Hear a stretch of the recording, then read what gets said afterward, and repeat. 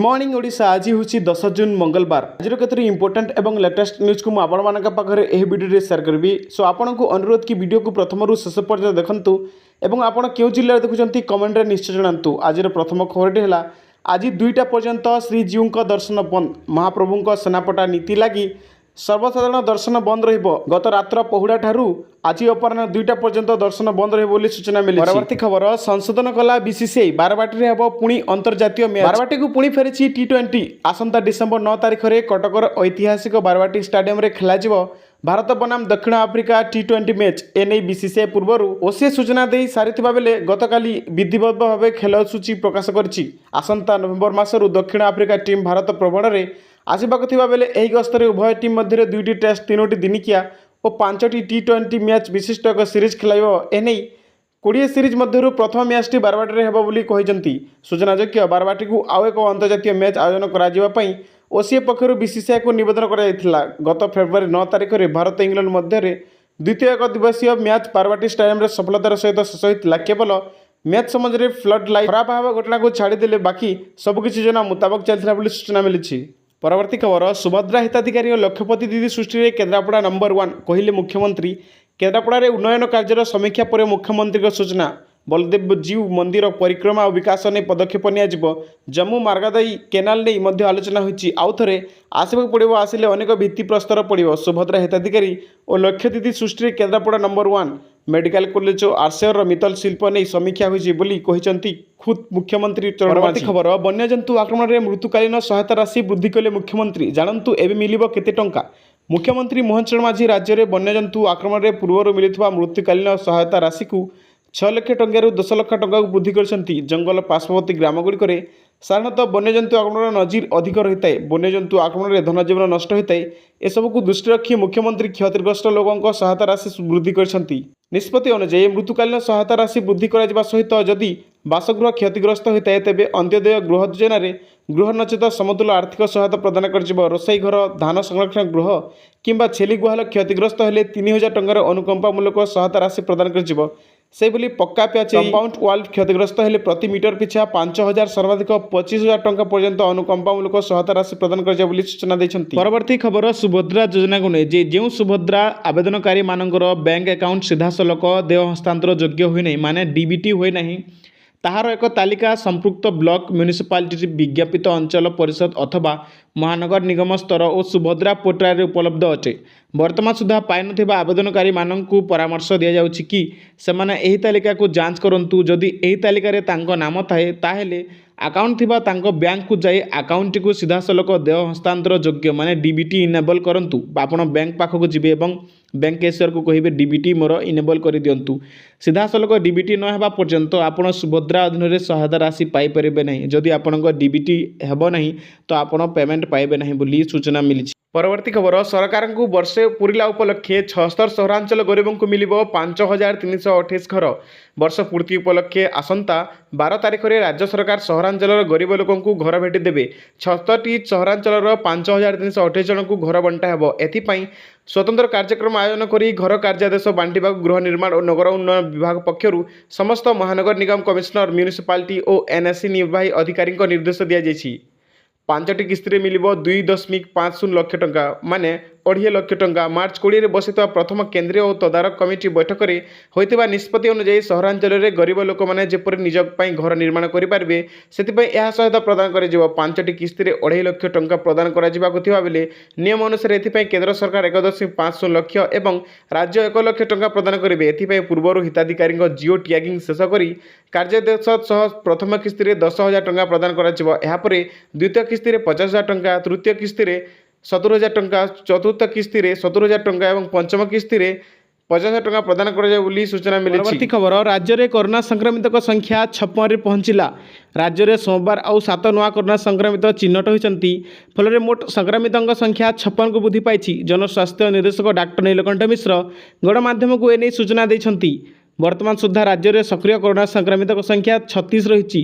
20 जन रोगी सुस्थ हो सारी तेबे आगक रोगी संख्या वृद्धि पाइबा आशंका रही तेणु जनसाधारण सतर्क रहा कहुई। परवर्ती खबर रथयात्रा उपलब्ध होब मागणा ऑटो रिक्शा सेवा कहले परिवहन मंत्री। रथयात्रा समय ଭକ୍ତମାନଙ୍କୁ ଓଡ଼ିଶାର ପୁରୀ ବସ୍ଷ୍ଟାଣ୍ଡରୁ ବଡ଼ଦାଣ୍ଡ ପର୍ଯ୍ୟନ୍ତ ମାଗଣା ଅଟୋ ରିକ୍ସା ସେବା ଯୋଗାଇ ଦିଆଯିବ। ଆଗାମୀ ରଥଯାତ୍ରା ପାଇଁ ପ୍ରସ୍ତୁତି ଯାଞ୍ଚ କରିବା ପାଇଁ ପୁରୀରେ ଚାଲିଥିବା ଦ୍ୱିତୀୟ ସମନ୍ୱୟ ବୈଠକ ସମାପ୍ତ ହେବା ପରେ ପରିବହନ ମନ୍ତ୍ରୀ ବିଭୂତି ଭୂଷଣ ଜେନା ଏ ସମ୍ପର୍କରେ ସୂଚନା ପ୍ରଦାନ କରିଛନ୍ତି। ବସ୍ଷ୍ଟାଣ୍ଡ ଏବଂ ବଡ଼ଦାଣ୍ଡ ମଧ୍ୟରେ ଭକ୍ତମାନଙ୍କ ପାଇଁ ମାଗଣା ଅଟୋ ରିକ୍ସା ସେବା ଉପଲବ୍ଧ ହେବ ବୋଲି ମନ୍ତ୍ରୀ ସୂଚନା ଦେଇଛନ୍ତି। ସେ ଏହା ମଧ୍ୟ ପ୍ରକାଶ କରିଛନ୍ତି ଯେ ପୁରୀର ତାଲବଣିଆରେ ରଥଯାତ୍ରା, ବାହୁଡ଼ା ଯାତ୍ରା ଓ ସୁନାବେଶ, ପ୍ରଭୁ ଶ୍ରୀଜଗନ୍ନାଥ ଏବଂ ଭାଇ ଭଉଣୀଙ୍କ ସୁନାବେଶ ଉତ୍ସବ ପାଇଁ ଏକ ଅସ୍ଥାୟୀ ବସ୍ଷ୍ଟାଣ୍ଡ ନିର୍ମାଣ କରାଯିବ। ମନ୍ତ୍ରୀ କହିଛନ୍ତି ଯେ ରଥଯାତ୍ରା ସମୟରେ ପୁରୀକୁ ଚଳାଚଳ ପାଇଁ 250ଟି ସ୍ୱତନ୍ତ୍ର ବସ୍କୁ ପରମିଟ୍ ଦିଆଯିବ। ବସ୍ ଭଡ଼ାର ରେଟ୍ ଚାର୍ଟ ମଧ୍ୟ ପ୍ରଦର୍ଶିତ ହେବ। ମନ୍ତ୍ରୀ ପୃଥ୍ୱୀରାଜ ହରିଚନ୍ଦନଙ୍କ ଅଧ୍ୟକ୍ଷତାରେ ଦ୍ୱିତୀୟ ସମନ୍ୱୟ ବୈଠକ ଅନୁଷ୍ଠିତ ହୋଇଯାଇଛି। ରିପୋର୍ଟ ଅନୁଯାୟୀ ଆଗାମୀ ରଥଯାତ୍ରା 2025 ସମୟରେ ପୁରୀକୁ 365ଟି ସ୍ୱତନ୍ତ୍ର ଟ୍ରେନ୍ ଚଳାଚଳ କରିବ ବୋଲି ସୂଚନା ଦେଇଛନ୍ତି। ସ୍ୱାସ୍ଥ୍ୟ ସେବା ଯୋଗାଇବା ପାଇଁ 300 ଡାକ୍ତରଙ୍କୁ ନିୟୋଜିତ କରାଯିବ। ତେଣୁ କୋଭିଡ୍ ପାଇଁ କୌଣସି ଭୟଭୀତ ହେବାର ଆବଶ୍ୟକତା ନାହିଁ ବୋଲି ମନ୍ତ୍ରୀ କହିଛନ୍ତି। ଏଏସ୍ଆଇ ସୁରକ୍ଷା ବ୍ୟବସ୍ଥା ସିସିଟିଭି କ୍ୟାମେରା ମାଧ୍ୟମରେ ନିୟନ୍ତ୍ରିତ ହେବା ସମନ୍ୱୟ ନିୟନ୍ତ୍ରଣ କମାଣ୍ଡ ସେଣ୍ଟର ସହିତ ସମସ୍ତ ବିଭାଗ ମଧ୍ୟରେ ସମନ୍ୱୟ ବଜାୟ ରଖାଯିବ ଏବଂ ଏକ ୱାର୍ ରୁମ୍ ସ୍ଥାପନ କରାଯିବ। ଏହା ସହିତ ରଥ ନିର୍ମାଣ, ଅଗ୍ରଗତି, ରାସ୍ତାଘାଟ ମରାମତି, ନିରବଚ୍ଛିନ୍ନ ବିଦ୍ୟୁତ୍ ଯୋଗାଣ, ଆଇନ ଶୃଙ୍ଖଳା ବ୍ୟବସ୍ଥା, ସ୍ୱାସ୍ଥ୍ୟ ସେବା, ଟ୍ରାଫିକ୍ କଟକଣା ଓ ଯୋଗାଯୋଗ ବ୍ୟବସ୍ଥା ଇତ୍ୟାଦି ପ୍ରସଙ୍ଗରେ ବିଭିନ୍ନ ବିଭାଗୀୟ ଅଧିକାରୀ, ସେବାବୃତ୍ତ ବୃନ୍ଦ, ରଥଯାତ୍ରା ସମନ୍ୱିତ କମିଟି ଏବଂ ପୁରୀ ସହରର ବରିଷ୍ଠ ନାଗରିକମାନଙ୍କ ସହ ଆଲୋଚନା କରି ସମସ୍ତଙ୍କ ସହଯୋଗ ଲୋଡ଼ିଥିଲେ ବୋଲି ସୂଚନା ମିଳିଛି।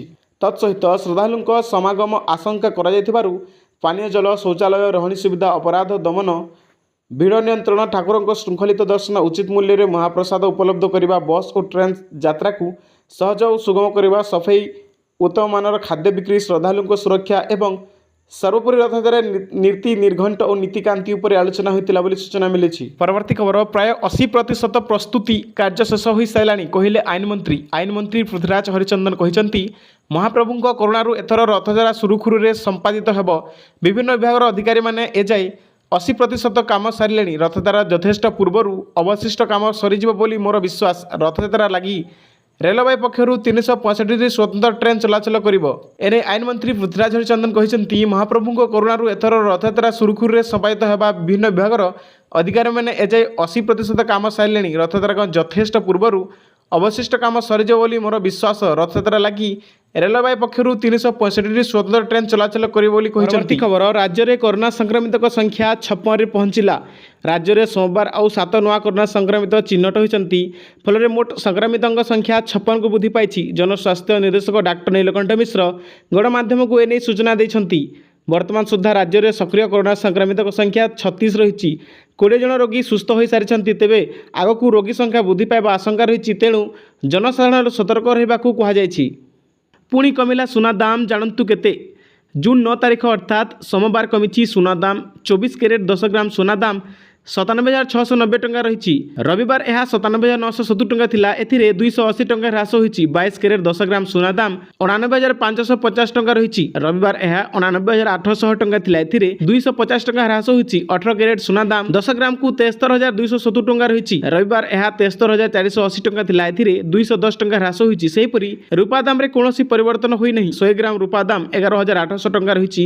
ରବିବାର ଏହା 11,800 ଟଙ୍କା ଥିଲା ବୋଲି ସୂଚନା ମିଳିଛି। ପରବର୍ତ୍ତୀ ଖବର, ଜେଲ୍ ଗଲେ ଉପଜିଲ୍ଲାପାଳ। କଳାହାଣ୍ଡି ସ୍ୱତନ୍ତ୍ର ଭିଜିଲାନ୍ସ କୋର୍ଟରେ ଜାମିନ ନାମଞ୍ଜୁର ହେବାରୁ ଧର୍ମଗଡ଼ ଉପଜିଲ୍ଲାପାଳ ଧୀମାନ ଚମକାଙ୍କୁ ଆସନ୍ତା 23 ତାରିଖ ପର୍ଯ୍ୟନ୍ତ ବିଚାର ବିଭାଗୀୟ ହାଜତକୁ ପଠାଇ ଦିଆଯାଇଛି।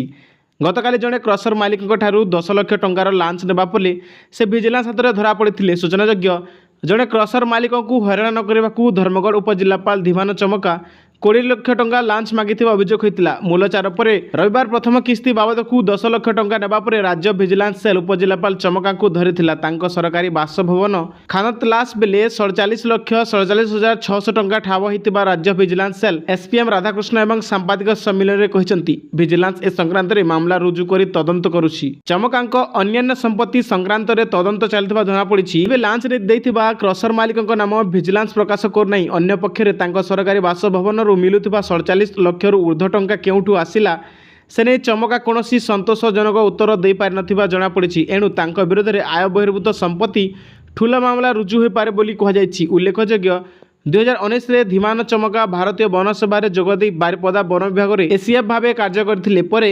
2021ରେ ଆଇଏଏସ୍ ପାଇଁ 29/1/2014ରେ ଧର୍ମଗଡ଼ ଉପଜିଲ୍ଲାପାଳ ଭାବେ ଯୋଗ ଦେଇଥିଲେ। ଗତବର୍ଷ ସ୍ୱାଧୀନତା ଦିବସ ପରେଡରେ ଖୋଲା ଜିପରେ ସ୍ତ୍ରୀଙ୍କ ସହିତ ପରେଡ ପ୍ରଦର୍ଶନ କରି ଲୋକଲୋଚନାକୁ ଆସିଥିଲେ ବୋଲି ସୂଚନା ମିଳିଛି। ପିପିଲି ଥାନା କୁଲସିଖର ପାଟନା ପଞ୍ଚାୟତ ଅନ୍ତର୍ଗତ ମାଲିବରାହି ଗ୍ରାମର ଚାଷୀ ସୁରେଶ ରା 53 ବର୍ଷ ସୋମବାର ଅପରାହ୍ନରେ ବଜ୍ରାଘାତରେ ମୃତ୍ୟୁବରଣ କରିଥିବା ସୂଚନା ମିଳିଛି। ସେ କୃଷି କାର୍ଯ୍ୟ ପାଇଁ ନିଜ ବିଲକୁ ଯାଇଥିବା ବେଳେ ଏହି ଦୁଃଖଦ ଘଟଣା ଘଟିଥିଲା। ଅପରାହ୍ନ ପ୍ରାୟ 3ଟା ବେଳେ ପ୍ରବଳ ବର୍ଷା ପବନ ସହ ହଠାତ୍ ବଜ୍ରପାତ ହେବାରୁ ସୁରେଶ ବଜ୍ରାଘାତର ଶିକାର ହୋଇଥିଲେ। ତାଙ୍କର ପେଟ ଓ ପିଠି ପୋଡ଼ି ଯାଇଥିବା ବେଳେ ସେ ହାତରେ ଧରିଥିବା ଛତାଟି ମଧ୍ୟ ସମ୍ପୂର୍ଣ୍ଣ ଭାବେ ଜଳିଯାଇଛି। ସେ ବିଲ ମୁଣ୍ଡରେ ସଂଜ୍ଞାହୀନ ଅବସ୍ଥାରେ ପଡ଼ିଥିବା ଖବର ପାଇ ପରିବାର ଲୋକେ ସେଠାରେ ପହଞ୍ଚି ଆମ୍ବୁଲାନ୍ସ ଯୋଗେ ସ୍ଥାନୀୟ ମଙ୍ଗଲପୁର ଗୋଷ୍ଠୀ ସ୍ୱାସ୍ଥ୍ୟ କେନ୍ଦ୍ରକୁ ନେଇଥିଲେ। ତେବେ ଡାକ୍ତର ସେଠାରେ ତାଙ୍କୁ ମୃତ୍ୟୁ ଘୋଷଣା କରିଥିଲେ ବୋଲି ସୂଚନା ଦେଇଛି।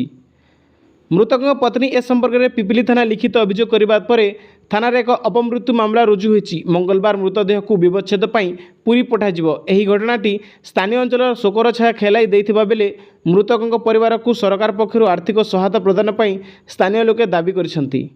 ଆଜି ପାଇଁ ଏତିକି, ଦେଖା ହେବା ନେକ୍ସଟ ଏପିସୋଡରେ।